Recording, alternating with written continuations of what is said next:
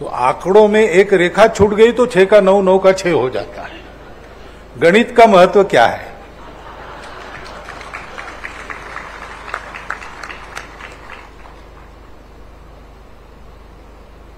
मैंने भी गणित से डर के मैट्रिक में ही गणित छोड़ दिया था, परंतु आगे जाकर ध्यान में आया कि गणित अपना पीछा नहीं छोड़ता, क्योंकि गणना का संबंध सृष्टि के उत्पत्ति से है पूरा, तब से वो चलता है। ऐसा अपनी भाषा में ऐसा कहते हैं कि अव्यक्तों को व्यक्त होना है तो गणित से ही शुरू होता है। पूरा का पूरा सांख्य दर्शन ये संख्या के कारण सांख्य दर्शन है। और हम जानते हैं कि एटम के न्यूक्लियस के चारों ओर प्रदक्षिणा करने वाले इलेक्ट्रॉन कितने हैं, इस पर उस एटम से बनने वाला धातु या अधातु तय होता है। हाइड्रोजन यानी न्यूक्लियस के चारों ओर एक प्रदक्षिणा करता है, एक इलेक्ट्रॉन। ऐसा हर एक का एटॉमिक नंबर रहता है, उसके अनुसार पदार्थ, वस्तु, गुणधर्म सारे बदलते हैं। पूरी दुनिया में हम वक्र रचना देखते, कर्वेचर्स देखते हैं, सुंदरता में वो बात आती है। अब मनुष्य के बुद्धि को जो सुंदर लगता है उसका कर्वेचर इंडेक्स, उसका एक आंकड़ा ही है, उसको गोल्डन नंबर कहते हैं। 1/1/1/1/6 या 1/16 ऐसा कुछ है। ऐसा रेशो जिस कर्वेचर में है वही हमको सुंदर लगती है। सारी बातें ये गणित से जुड़ी है। अनेक महत्व के प्रसंगों में भी गणना का ही उल्लेख आता है। नल दमयंती की कथा आपको पता है। नल राजा द्यूत हार गए अपने ही भाई समान मित्र पुष्कर से, और सब कुछ खो दिया उन्होंने। आगे चल के भाग्य के अनेक फेरे लगाकर राजा ऋतुपर्ण के यहां वो और उनकी पत्नी अपने घर में एक दूसरे को खोज रहे हैं। तो नल राजा को खोजने के लिए दमयंती ने एक युक्ति की। जब उसको एक प्रश्न उसने रखा कि कौन ऐसा पुरुष है जो अपने पतिव्रता पत्नी को दोनों में आपस में अच्छा प्रेम होने के बाद भी जंगल में अकेली छोड़ देगा, उसका आधा वस्त्र काट के साथ ले जाएगा। उस पत्नी का अपराध क्या है? अपने दासों को उन्होंने भेजा राज्यों में, और ये प्रश्न पूछते जाओ, और जो उत्तर देगा उसका रूप वर्णन मुझे बताओ आकर। तो ये बदले हुए रूप में राजा नल बाहुक नाम के सारथी के नाम में राजा ऋतुपर्ण के यहां नौकरी करते थे, घुड़साल के प्रमुख थे। तो उनके कान पर जब ये बात आई तो उन्होंने उत्तर दिया उसका कि उसके प्रेम में कोई कमी नहीं है, लेकिन भाग्य का मारा वो क्या करेगा। पत्नी के लिए अन्न प्राप्त करने के लिए, पंछी पकड़ने के लिए आधी साड़ी काट के ले गया, साड़ी लेके पक्षी उड़ गए। अब उसके पास वस्त्र नहीं, वो जाए कैसे और पत्नी का पालन पोषण करे कैसे। तो वो वापस नहीं जा सका वगैरह वगैरह बताया। तो वो दासों ने आके बताया दमयंती को कि एक आदमी है, लेकिन वो नल राजा के जैसा तो है नहीं, एकदम अलग रूप है। तो फिर दमयंती ने एक स्वयंवर रचा, झूठा ही, और केवल राजा ऋतुपर्ण के यहां उसका न्योता दिया। शाम को न्योता दिया, कहा कि कल है, कल आपको पहुंचना है। तो 12 घंटे में पहुंचना इतना दूर, तो बाहुक का साथ लिया। बाहुक अश्वपारखी था, बहुत अच्छा घुड़साल का प्रमुख था। उसने जो घोड़े चुने वो अत्यंत गति से दौड़ा के ले गए। इतनी गति थी कि राजा का उत्तरीय हवा से गिर गया। राजा ने कहा रथ रखो, उत्तरीय उठाता हूं। तो नल ने कहा महाराज आप बोल रहे इतने में हम 100 योजन आ गए आगे, अब वो मिल नहीं सकता आपको उत्तरीय। तो राजा ऋतुपर्ण चकित हो गए और उन्होंने कहा मेरे पास भी एक विद्या है, वो तुम सीखो। मेरे पास गणना की विद्या है। मैं इस पेड़ को देख रहा हूं, इसके कितने फल है, इसके कितने पत्ते हैं, नीचे कितने पत्ते और फल गिले हैं, मैं देख के बता सकता हूं। वो पहुंच गए दमयंती के यहां, तब जब पता चला कि ये नल राजा है तो फिर ऋतुपर्ण ने उसको ये गणना की विद्या दी, जिसके बल पर वो द्यूत में फिर से जीत गया। ऐसा एक प्रसंग गणना का महत्व बताने वाला।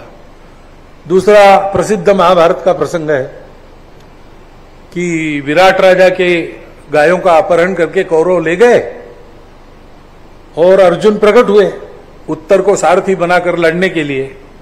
तो दुर्योधन ने कहा कि यह समय से पहले प्रकट हो गए, अब इनको और 13 साल जाना पड़ेगा। तो भीष्म ने कहा नहीं, तुम्हारी गणना अलग सौर गणना है, चांद्रमास की गणना करते तो ठीक है। तो यहां भी गणना और गणित का ही संबंध आता है, हर बात में गणित है।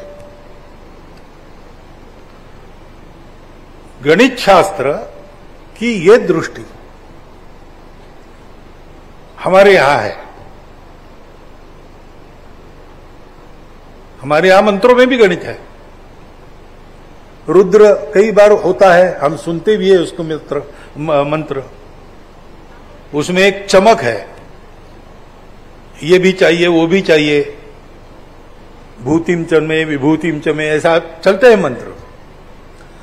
वो चमक में समसंख्या आती है, एकम चमे, द्विंच में, चतुरश्च में, षष्ठंश में, ऐसे समसंख्या के मंत्र है। वो समख्य संख्या के मंत्र में सूत्र है समसंख्याओं के वर्ग और वर्गमूल का, और विषम संख्या जहां आती है वहां घन और घनमूल का सूत्र है। उस पर विद्याभारती के शंतनु जी सेंडे की पुस्तक है। ऐसा गणित सर्वव्याप्त है, क्योंकि गणित ये केवल आंकड़ों का शास्त्र नहीं है। केवल आंकड़ों का शास्त्र मान के चलते तो गणित का दुरुपयोग भी होता है। बहुत बहुत वर्ष पहले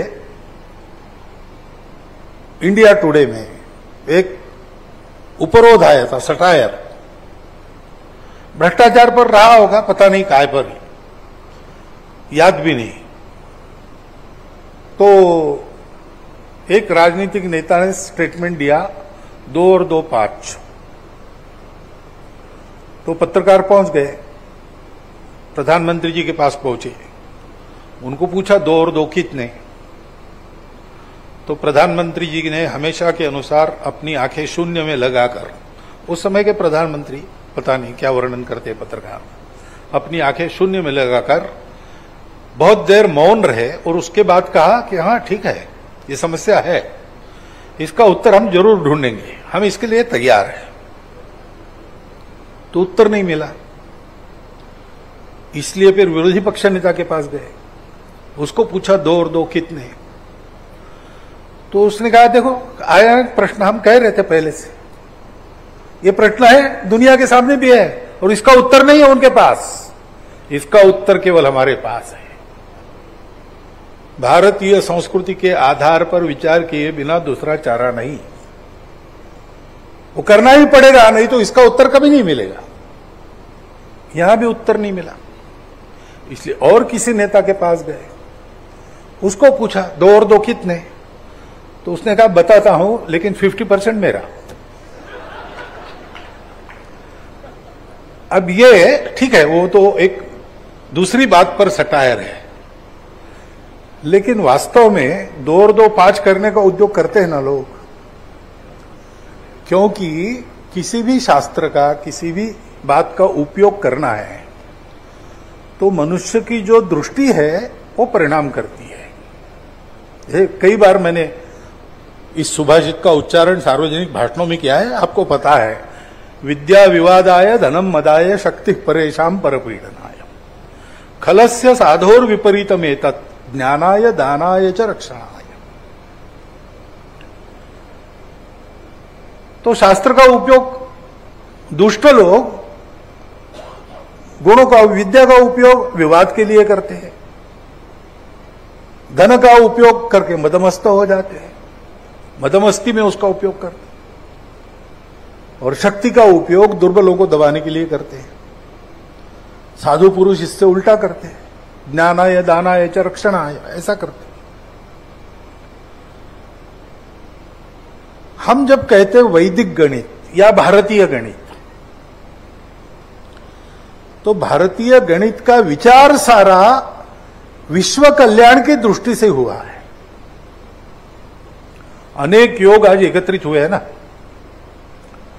तो इस वैदिक गणित की पुस्तक माला का विमोचन करने वाला विश्व पुनर्निर्माण संघ है। और ये वैदिक गणित, इसके उद्गाता भारत के एक हिंदू आचार्य पूज्य शंकराचार्य जी है। और नागपुर में ही हो रहा है, क्योंकि नागपुर में ही विश्व की पुनर्रचना के लिए अपने स्व के आधार पर भारत को खड़ा करने वाला समाज तैयार हो, इसके लिए प्रयास शुरू हुआ। ये सारी बातें यहां एकत्र क्यों है, इसके पीछे एक दृष्टि है, अपने गणित के पीछे भी एक दृष्टि है। हमारे यहां पहले से जीवन में गणना का उपयोग तो शुरू हुआ, क्योंकि जब मानव स्थिर हो गया तो फिर खेती करना शुरू हो गया। अब खेती करना है तो गणना चाहिए। आप जब तक गिनते नहीं हैं, आप जब तक समझते नहीं है तारों की गति, नक्षत्रों की गति, किस नक्षत्र पर कैसा पानी आएगा, प्रकृति के जीव कैसा उस समय व्यवहार करते हैं, तब तक आप अपने खेती का नियोजन नहीं कर सकते। और इसलिए गणना शुरू हुई, अपनी काल गणना उसी में से आई है। विश्व भर में भारतीय काल गणना की सब पद्धतियां, सौरमान हो, चांद्रमान हो, इन सब के पीछे सृष्टि की समृद्धि, कृषि, वानिकी, इनका संबंध है। इनके फलने फूलने के शास्त्र को आधारभूत वो गणित है।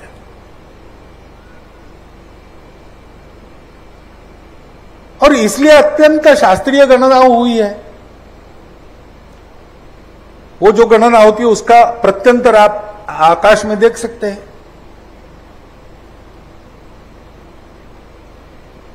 इसके पीछे दृष्टि है सृष्टि के फलने फूलने की, सृष्टि के धारणा धृत होने की, धर्म की दृष्टि। ऐसे ही सब बातों में है। और इसलिए हमने जो शास्त्र उत्पन्न किए वो केवल विद्वानों के ग्रंथों में नहीं रहे। उस शास्त्र के अनुसार आचरण हमने अपने घर के अंतिम व्यक्ति, अपने देश के अंतिम व्यक्ति तक पहुंचाया और उनके द्वारा विश्व को देने का भी प्रयास किया।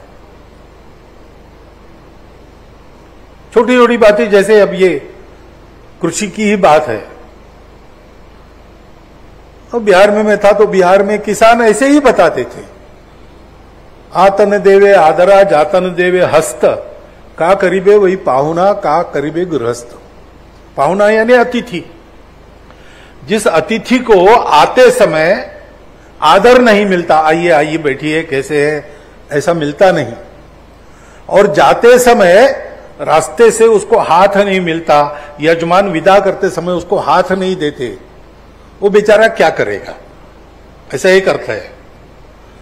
और दूसरा है कि कृषि आते समय आर्द्रा नक्षत्र पर वर्षा नहीं होती और कृषि समाप्त होते समय हस्त नक्षत्र पर वर्षा नहीं होती, तो वो गृहस्थ जिसको बैठकर अपना घुरबार एक जगह चलाना है, उसके लिए कृषि का ही साधन था। तो गृहस्थ भी क्या करेगा अगर आर्द्रा में वर्षा नहीं हुई और हस्त नक्षत्र में वर्षा नहीं हुई। तो ऐसे हमारे घर घर तक, झोपड़ी तक, अंदर तक, जंगल के लोगों तक, शहरों से लेकर, तो ये विज्ञान छोटे छोटे आचरणों के रूप में पहुंचा। उन आचरणों के पीछे तर्क क्या है, गणित क्या है, गणना क्या है, सृष्टि के सत्य क्या है, इसकी पढ़ाई, इसका प्रबोधन करने वाले लोग थे। वेद क्या है? गीता में कहा है भगवान ने, त्रैगुण्य विषया दे वेदा। सत्व रजतम 3 गुणों से प्रकृति बनती है, उस प्रकृति का विज्ञान वेद है। आज का विज्ञान हम भौतिक साधनों से उसको प्राप्त करने का प्रयास करते हैं। बड़ा देखना है, अपनी आंखें जितना देख सकती देखते, बाद में दूरबीन का उपयोग करते। छोटा देखना है, आंखों से जितना देख सकते देखते, बाद में माइक्रोस्कोप लाते। लेकिन अब भौतिक साधनों से इनको हम प्रत्यक्ष जान सके, विज्ञान के लिए प्रतीति आवश्यक है, वो प्रतीति ले सके, इसलिए अब ये साधन काम के नहीं है। अब जो होता है उसमें एक बात तो है, गणित और तर्क से ही होता है, प्रतीति पाना मुश्किल है। और पाएंगे आगे चल के तो भी कुछ लोग पाएंगे, सर्वसामान्य समाज तो श्रद्धा रखकर ही चलने वाला है। उसके पीछे तर्क क्या है उसको पता नहीं चलेगा। इसका लाभ कुटिल लोग लेते हैं, तरह तरह के विज्ञापन देते हैं, और कभी कहते हैं कि डायबिटीज के लिए आलू अच्छा नहीं है, कभी कहते हैं अच्छा है, कभी तो चावल नहीं खाना चाहिए, कभी कहते खाना चाहिए। सामान्य आदमी जब जो प्रचार चलता है उसके अनुसार चलता है, वो ज्ञानी नहीं बनता। कभी मुक्ति का साधन जो ज्ञान है वो उसको प्राप्त नहीं होता। भौतिक वस्तु का भी ज्ञान हमारे यहां आवश्यक माना है, अविद्या मृत्युम तीर्थवा, वो उसको नहीं मिलता है, और इसलिए वो हमेशा परतंत्र रहता है। प्रत्येक व्यक्ति के सच्ची स्वतंत्रता के लिए प्रत्येक व्यक्ति को ज्ञानवान होना, अभी ज्ञान का युग है ऐसा कहते हैं, उसकी आवश्यकता रहेगी। ये हमारे यहां हुआ था, कभी जाके हमारे बहुत सुख में होने के कारण हम ही भूल गए, हम ही विलास प्रिय हो गए, हमने ही उपेक्षा की, हमारे स्वार्थ जागृत हो गए, हमने ज्ञान से लोगों को वंचित रखा, ये सब हमने किया, उसका लाभ पर क्या आक्रामकों ने लिया, फिर हमारा जीवन उद्ध्वस्त हुआ, इसके सारी व्यवस्थाएं समाप्त हो।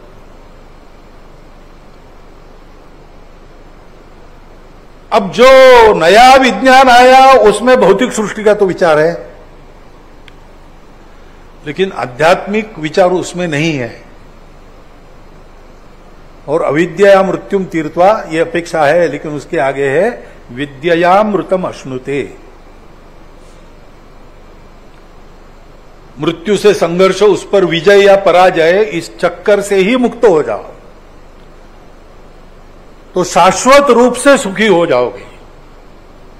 कभी फीका न पड़ने वाला शाश्वत सुख प्राप्त करना है तो अध्यात्म अनिवार्य है। वो सत्य ज्ञान है, शाश्वत रहने वाले वस्तु का ज्ञान है, जिस शाश्वत से अशाश्वत उत्पन्न होता है, जो अपने निष्पंदिता को स्पंदन में परिवर्तित करके गणित का आधार लेके सृष्टि बनता है, वही बनना यही उपाय है। और वो अगर होना है तो अध्यात्म आधारित जीवन पद्धति चाहिए, उसकी शिक्षा उधर नहीं है। तो हम देखते हैं तो विकास तो हो रहा है, ज्ञान तो बढ़ रहा है मनुष्य का, भौतिक ज्ञान, साधन संपन्नता सब बन रही है, लेकिन जितने मात्रा में बढ़ रहे हैं उतने मात्रा में मनुष्य का संतोष, मनुष्य का समाधान वो कम हो रहा है, और मनुष्य की निर्भरता बढ़ रही है। मनुष्य को अपने सिवाय बाकी लोग असंदर्भित हो रहे हैं। सृष्टि की चिंता करना कि नहीं, अड़ोस पड़ोस की चिंता करना कि नहीं, मैं ही हूं, मुझे ही सुखी होना है, बाकी सब मेरे उपयोगी है तब तक ठीक है, नहीं है तो उनका क्या होता है, मुझे चिंता करने की आवश्यकता नहीं। इस प्रकार के एक जीवन की ओर हम जो जा रहे हैं, वहां से वापस लाना है तो क्या करना पड़ेगा? तो हमको सभी ज्ञान जो आज के विज्ञान से प्राप्त होता है वो भी, और हमारा परंपरागत ज्ञान भी, इस आध्यात्मिक दृष्टि के आधार पर उसकी पुनर्मंडना करनी पड़ेगी। उसके आधार पर अपना ज्ञान बढ़ाकर हमको अपने जीवन से विश्व को एक नए जीवन का वरदान फिर से देना पड़ेगा। वो हमारा कर्तव्य है भारत के नाते। और इसलिए अपने यहां जो शास्त्र विकसित हुए वो कैसे थे, क्या थे, इसके लिए जो भी प्रयास किया जाता है वो केवल भारतीय ज्ञान पद्धति, इंडियन नॉलेज सिस्टम के संदर्भ में महत्व का नहीं है, तो विश्व के पुनर्निर्माण के संदर्भ में भी उसकी बड़ी ही उपयुक्तता है।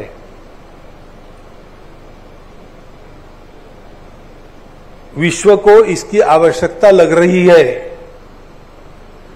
ये जब से शुरू हुआ विश्व को धीरे धीरे लगने लगा। उस समय भी पूज्य भारती तीर्थ स्वामी जी के समय भी, उनके पहले से, जब पाश्चात्य लोगों ने भारत को अपने अधीन कर लिया तो उनका परिचय भी भारत से हो गया। तब से विश्व को लग रहा है कि एक न एक दिन भारत की ओर हमको आना पड़ेगा, और आज तो सबको लगता है, उपाय ही नहीं मिल रहे दूसरे। ऐसी अवस्था में भारत को दुनिया का नेतृत्व करना है तो जिस दृष्टि के आधार पर 2000 वर्ष प्रयोग हुए और सब अधूरे रह गए, अयशस्वी भी हो गए, उनका उस अधूरापन दूर करने के लिए अपने स्व के आधार पर सारे शास्त्रों को फिर से देखकर फिर से पुनर्रचित करते हुए उसका उपयोग करते हुए देश को आगे ले जाने का उद्यम करना पड़ेगा। और इसलिए तब से ये भी हो रहा है कि हम लोग अपना क्या है देखने लगे हैं, उसकी महत्ता क्या है उसको समझने लगे हैं और उसको आगे ले जाने के लिए प्रयास में है।